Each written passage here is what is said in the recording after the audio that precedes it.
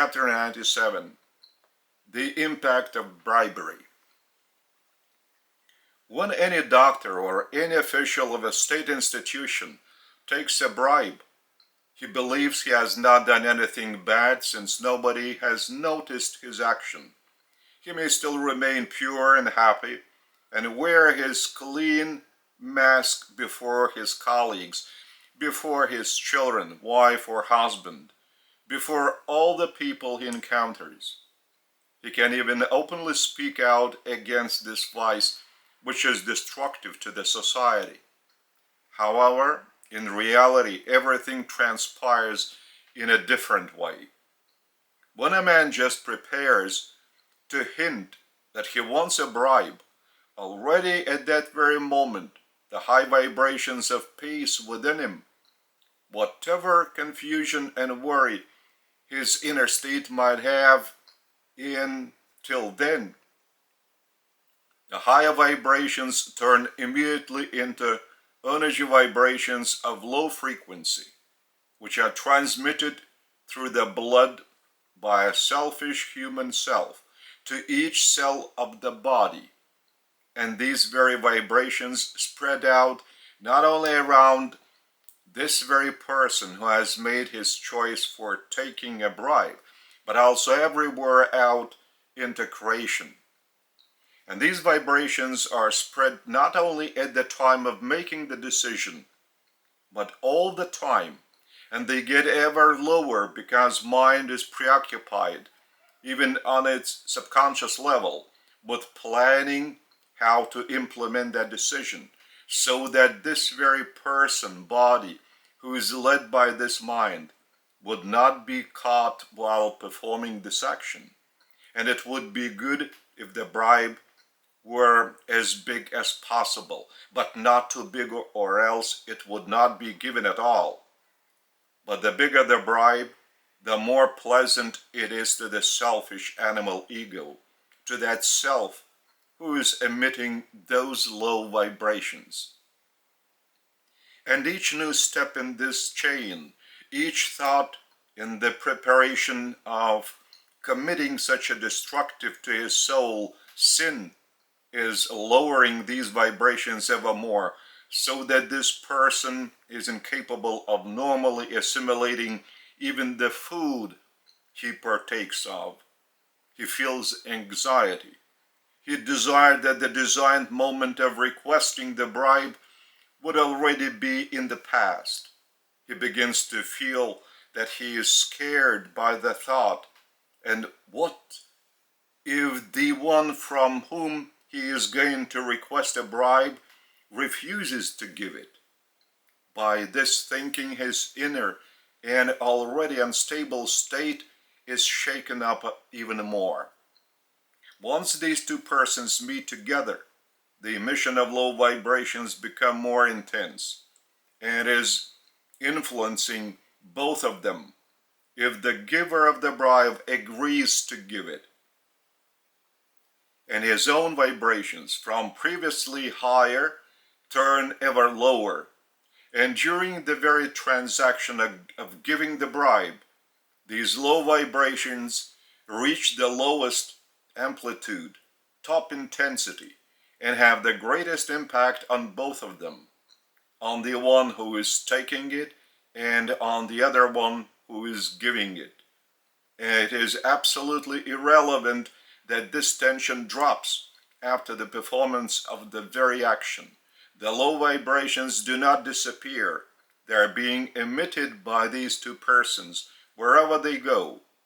To those with whom they associate, they radiate them from their subconsciousness, even during their sleep. Therefore, they can also erupt in the visions of a sleeping person's dreams.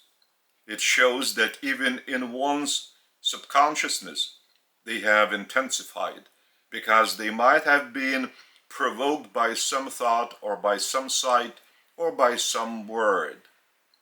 And this spreading of low vibrations does not cease until this person makes such decisions that correspond to higher and brighter vibrations and performs the sort of actions that match these higher vibrations. Therefore, if this person continues to walk on the path of bribery, these low vibrations go down even lower and turn even more intensive. But the briber does not feel the embarrassment he was feeling at the moment of his very first bribe. He, like a drug addict, gets accustomed to a dosage of these low vibrations, and they no longer confuse his inner self. But that is an erroneous mistake. The low vibrations have already started their destructive job in the brain, and it stops sending the signal of anxiety to the central nerve system so that man would begin to experience embarrassment and feel anxiety over his decision. He does not receive this type of a signal unless the bribe is increased or the very circumstances change so that he would again begin to worry if it will go well this time, since everything will have to be different. Bribing is nothing but bribe addiction of the mind of one's fake self.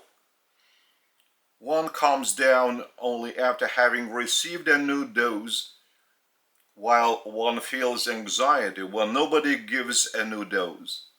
Then one begins to feel within anxiety, begins to wonder, to feel uncertainty for one's future well-being, for one's inability to match the material wealth standards dictated by the vibrations of one's own mind and by other minds controlled by similar vibrations. And due to these ever lower vibrations within oneself, which are emitted from oneself out, the human cells that have been designed by the Father and me to act as healthy and without any conditions of stress, after some time begin to feel the lower vibrations of anxiety of the person, even on a subconscious level, and they experience stress, a tension that makes the normal operation of each cell much more difficult. They do not know bribes, they just react to the ambience. And the briber, both the one who is permanently giving bribes and the one who is permanently taking them, cannot fully assimilate even the nutritious substances of any food which the briber eats. The cells cease to have a normal environment to operate within, and they even stop receiving a normal nutrition, since their performance is influenced by the conditions of stress that are produced by the central nerve system. Therefore, after some time, the cells cannot resist this stress and begin to degenerate. Their functioning gets disrupted. Illnesses begin. All the illnesses have one and the same matrix. The broken down operation of the central nerve system that is very favorable and that is a very favorable soil for spreading even the most innocent viruses, causing a cold or the flu. However, it is only the top of the iceberg. This emission of low vibrations is spread by the briber everywhere, all around, and wherever he is, more often or longer, by his low electromagnetic vibrations, he can disrupt the balance of other people so that they might become more nervous, even less resistant to illnesses, especially such people who live together with him, and particularly little children who are especially opened up to the impact of any vibrations of a high or a low frequency. Therefore, a briber, by believing that he has satisfied his interest and solved his problem at the moment of taking the bribe, does not even comprehend that he has just wound up the very initial circle of the problem, while the problem itself will only have ever more intensive and growing impact on a great many people, and especially on those closest to him with whom he lives, and particularly on his little children. I have already told you that the whole of creation is an interrelated and well-operating system, which is governed by the law of the Father's love, based on the principle of cause-action-consequence. Therefore, it is only natural that even when a person who has taken or given a bribe and has not been caught all the same by his low energy vibrations is breaking the law of the high vibrations of the Father's love, the creation law, which does not provide for selfishness. And because of this selfish act of a mortal, the consequences have to be borne by all the elements present in that system.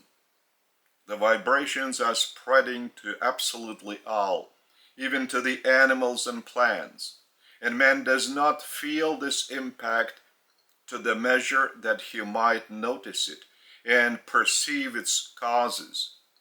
It would be similar to this comparison. As you cast a pebble into a lake, has all the water of the lake moved due to the ripples produced by the pebble that fell into the water? Of course not. But these vibrations have passed through all the volume of the lake water by a chain of ever-diminishing strength. Yet every molecule of the lake water has been impacted by this strike. But neither your eyes nor the most sophisticated equipment of yours shall manage to register these vibrations. You will know the law of Archimedes. When an object is submerged into water, it displaces the same amount of water as the volume of the thing submerged. Therefore, even the smallest pebble has its impact on the whole of the water body of the lake. The low vibrations of a briber also impact the whole of the environment and even the whole of creation.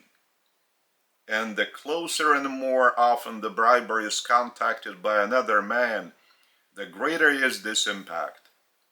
Therefore, the time has come in which you must also take a more attentive look upon the mutual interrelationships with all of creation and upon the mutual influence which you also have on both yourself, since your living body is not isolated from the whole of creation, but exactly the same living system, and which reacts to the vibration system of the whole of creation and on others around you, and even on the whole of creation. And once you personally, or someone else in your family, fall ill, or you have some hard and difficult to explain feelings within yourself, then ponder over the impact of your life decisions, as well as upon the actions they produce. And you are just emitting low energy vibrations. Bribery, or any other vice, which does not fit a son or daughter of the Father, has an influence on the condition of the physical health of society. It is similar to this situation. If you were all the time amongst those who are shouting, swearing aloud, and fist-fighting, soon you would begin to feel weakness within your own self, a physical fatigue, and you would desire to leave that venue as quickly as possible. Your whole nervous system would resist this abnormal situation that you are witnessing.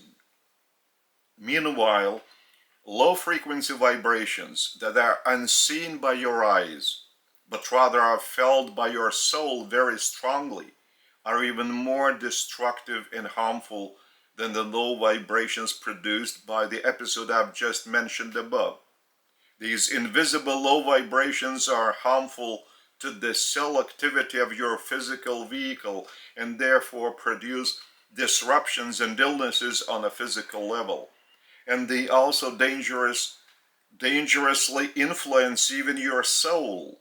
It is ever more difficult for it to stretch out for the Father's love and light, since your own self, governed by your low vibrations, immediately suppresses any desire of the soul to see light and radiate love, because such a desire of the soul right away produces a big obstacle to implementing your selfish interests. Therefore, very often, man attempts to suppress the pure voice of the soul within by artificial means, alcohol, drugs, and debauchery. And he does it merely to justify his own actions, since man's mind, having been affected from without, cannot allow his soul to knock on it by its pure voice.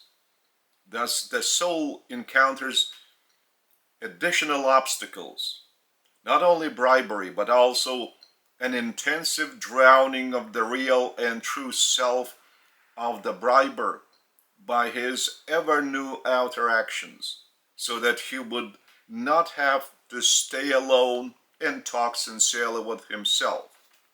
Then he is looking for the people who pursue similar interests, who also follow the interests of their own ego. They calm themselves down by holding rich parties, by demonstrating to each other their outer shining, and the environment within which this glitter might attract the eyes of their brethren with a similar ego, and receive a pleasing assessment from them. And these brethren of mine, apart from this similar glitter from without, have one more similarity, which is within. They avoid and fear a sincere conversation, not only with me or with the Father, but also with their own conscience, with their soul, with their true self, that might open up and open the eyes of their fake and animal self. And to prevent this from happening, these brethren of yours and of mine resort to energetic activity so that they can submerge exclusively into it and have no time to settle a score with their own self, whose true, sincere, and quiet self of the soul, filled only with the Father's love, is not seen due to the outer glitter of the animal and fake self.